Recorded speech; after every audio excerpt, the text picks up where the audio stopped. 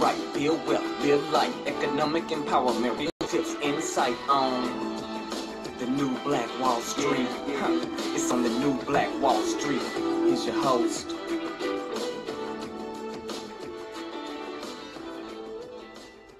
All right, my beautiful people, this is ERGJ, Certified Financial Educator here with ERGJ TV, New Black Wall Street, and some breaking news. I just wanted to bring this to you guys' attention. In my just going through and trying to find some financial stuff, I ran across something that I think is a big deal. So I want to make sure that you guys are aware of what's going on with Mr. Trump. So needless to say, there is it's a report that came from Reuters. Reuters is another I found to be one of the most unbiased news sources that we have. But top 10 sanctuary cities face roughly $2.27 billion in cuts by the Trump policy. I'm going to read this article out to you guys. But first I want to start by explaining to you what a sanctuary city is. A sanctuary city is a name given to a city in the United States that follows certain procedures that shelters illegal immigrants. These procedures can be by law or they can be by action, which is de facto. The term most commonly is used for cities that do not permit municipal funds or resources to be applied in furtherance of enforcement of federal immigration laws. These cities normally do not permit police or municipal employees to inquire about one's immigration status. The designation of sanctuary city has no legal meaning. So sanctuary city basically has a lot to do with sheltering illegal immigrants. And here are some cities on this list. Miami, Houston, Austin, Dallas, San Diego, Phoenix, Los Angeles, San Francisco, Denver, Salt Lake City, Portland, Seattle, Minneapolis, Chicago, Detroit, Washington, D.C., Baltimore, New York City. And I'm gonna read out to you the top 10 when I get to that place as well. But these are cities that are given the designation of sanctuary city, which is a safe haven for illegal immigrants. So Donald Trump, Mr. Trump, in his attempt to strip municipalities of federal dollars for shielding illegal immigrants, it threatens $2.27 billion in annual funds for the nation's top 10 largest sanctuary cities based off the information they found. Now, these cities, he issued an executive order seeking to strip them of federal dollars and these dollars, this puts programs at risk. Programs such as community development, block grants, Head Start programs, and public housing. That's the most important piece, I think, public housing. So the top 10 are New York City, Chicago. New York City has roughly $701 million at risk. Chicago, $526 million at risk. Los Angeles, $466 million at risk. Philadelphia, $200 million at risk. Detroit, $104 million. Seattle, $72. San Francisco, $71. Boston, $65. Denver, $40 million. And Washington, D.C., $20 million. Now, when I first started reading this, I was like, okay, immigration. But really what this means, though, is this wouldn't just affect immigration, right? This would affect poor people who may need to get public housing or need to get, go through a Head Start program. So even though it may appear or may sound like it's just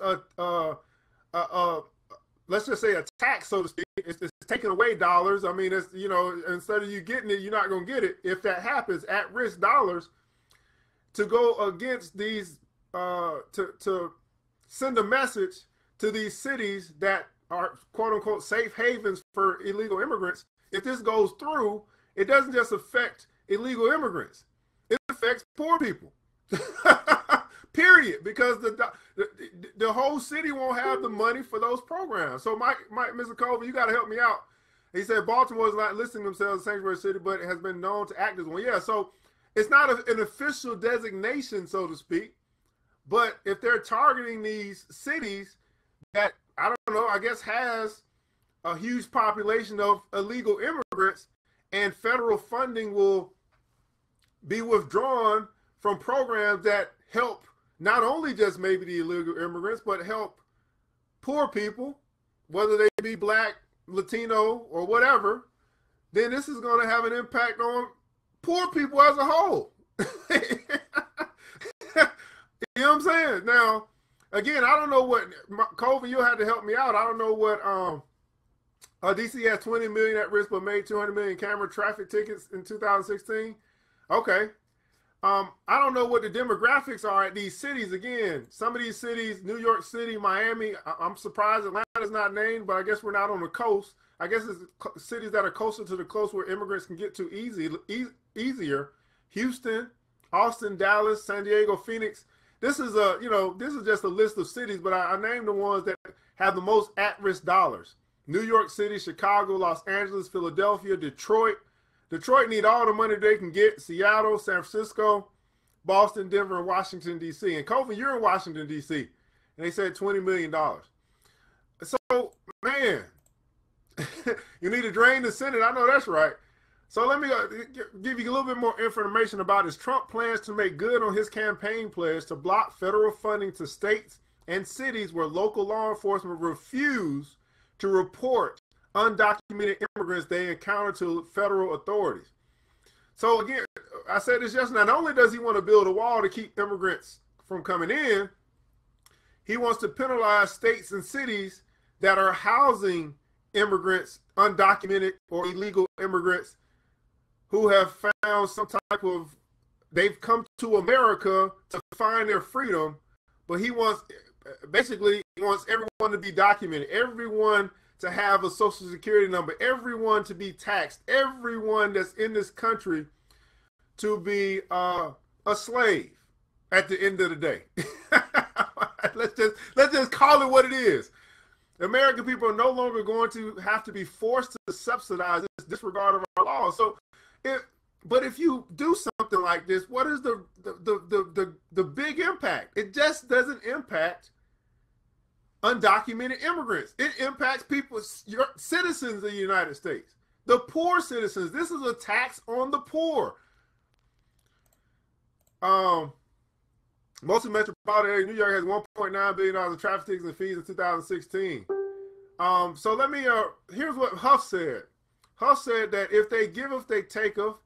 He tells local governments that if you rely too heavily on state and federal dollars, they come with tons of strings attached. And if you are too dependent on those funds, you better hope your voter collective and local elects are not on the bad list of the new sheriff in Washington. Case in point, Governor Nathan Deal was one of the main people coming for President Barack Obama in 2010. And after Deal was elected, Georgia was on the bad list. Luckily, Mayor Kasim Reed had connections in Washington and still made things happen here.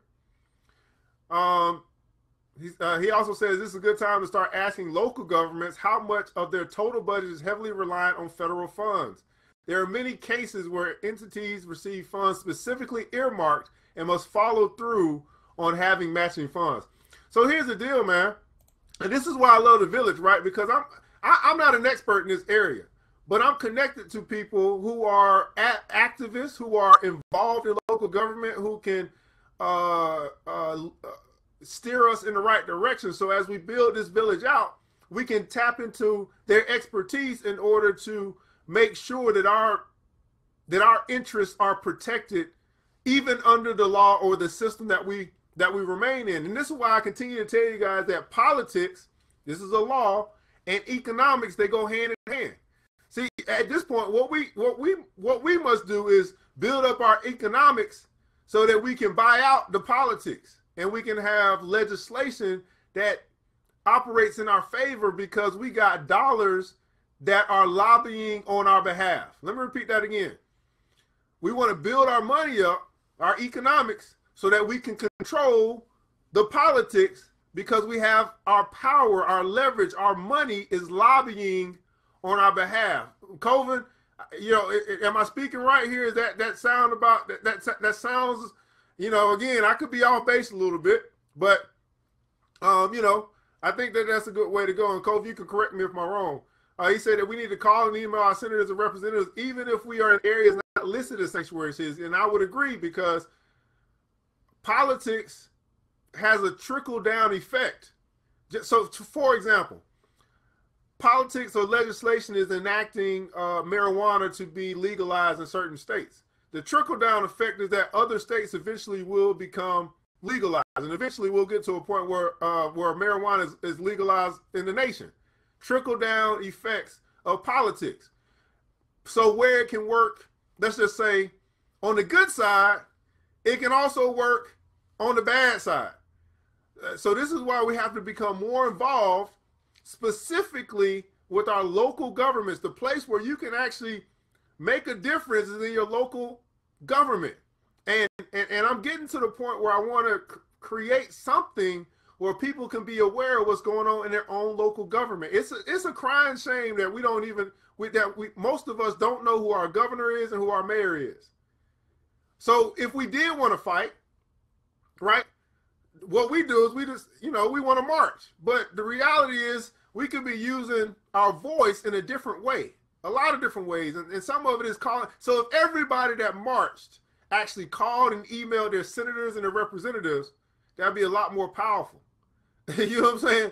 They're just marching and yelling in the street. I'm just saying, nothing wrong if you're gonna march. Go ahead and get your walk on. Go ahead and get your 5K and your 10K on. But I'm saying, let's get some 5s and some 10K in our bank accounts. You know what I'm saying?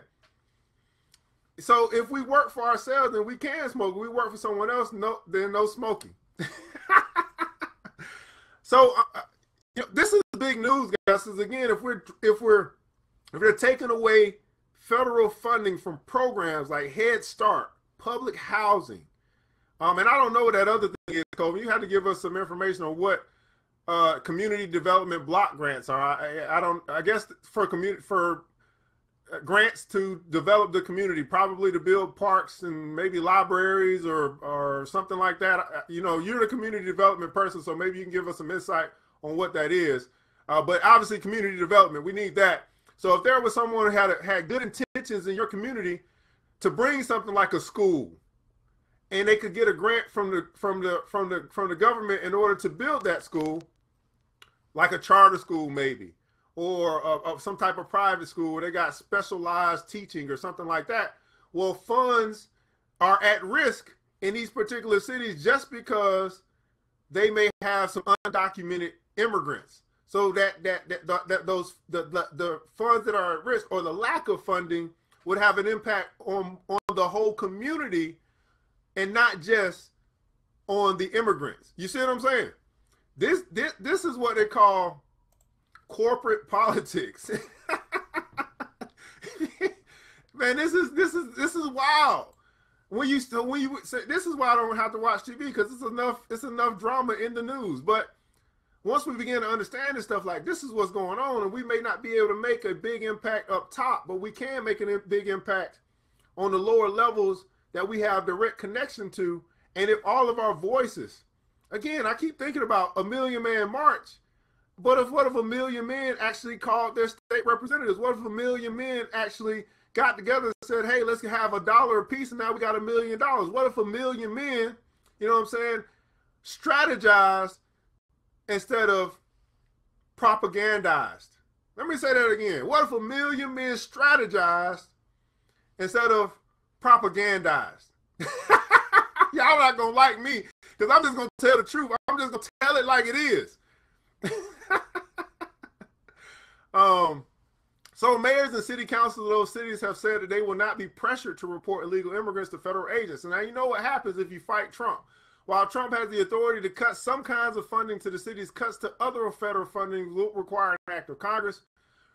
Reuters analyzed federal grant records to tally the estimated federal funding at risk among the 10 largest cities, which totaled an estimated $2.27 billion. The total amount remains unclear, as federal money can be filtered through state governments or granted directly to social service organizations or other groups.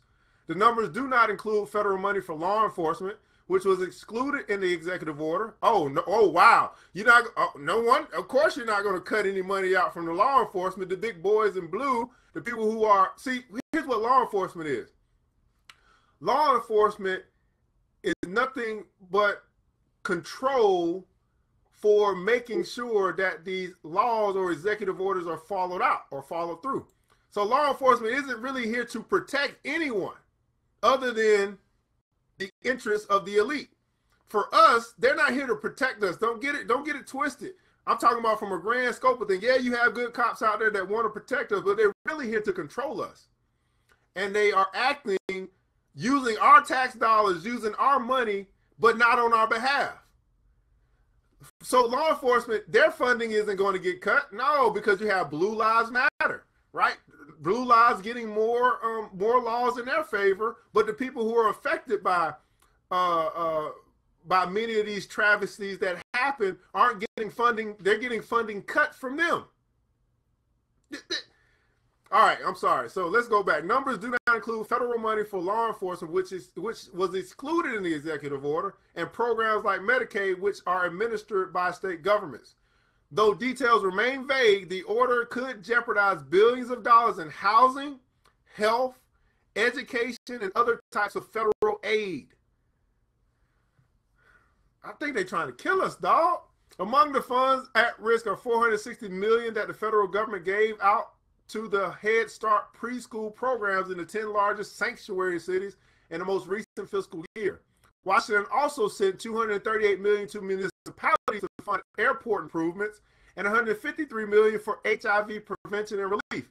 So I know in Atlanta, that's where I'm at, they've got free places where you can go and get HIV testing and all that stuff because, you know, HIV is running rampant in our communities. Now, here's the thing about HIV. It reminds me of what we've seen before, which was the whole, what was that, the syphilis thing in Tuskegee? That's what I think the HIV thing is. Like, let's not, I think it's important for us to remember history. This stuff has happened before. It's another cover-up, but to me, it's like, wow, it's interesting how it's rampant in certain demographics, certain communities. You know what I'm saying? The drug war was rampant in certain communities. Like this is not by chance. It's not by coincidence. And the more and more you guys wake up, the more and more you begin to see that I'm not a conspiracy theorist. You're just a coincidence theorist. It's funny how every conspiracy, not everyone, but I'm talking about the ones that you start thinking about. You be like, how is that possible? You know, how is it now all of a sudden we got everybody's talking about fake news, but when we was talking about it 3 years ago, everybody called us crazy. It's funny how, you know, when we start talking about alternative facts that, you know, 3 years ago people called us crazy, but now people talking about it in the news. You see what I'm saying? So never, ever, ever, I think Dave Chappelle said this, he says, to call somebody crazy is dismissive. Because it seems like now it's coming around that where we might have been called crazy, this stuff is really starting to happen. So I really, you know, again, for what Cova said, man, you know, get involved in your local government. Find out who your mayor is, who your governor is, and when you come across things that, you know, that are going on, when do you vote? I'm going to do my best to try to provide some of that information, find some type of way to bring that to the village. Because, again, economics and politics, they go hand in hand. We got to get more involved. The knowledge is out there, the access is out there, but I think we need some type of hub, something. I'm going to create something to make sure that people are aware in your particular area what may be going on. That's a huge project, man, but somebody got to do it. Somebody got to do it. So I just want to bring this news to you again. The top 10 United States sanctuary cities are facing cuts. These cities are New York, Chicago, Los Angeles, Philadelphia, Detroit, Seattle, San Francisco, Boston, Denver, and Washington, D.C. They have funds at risk.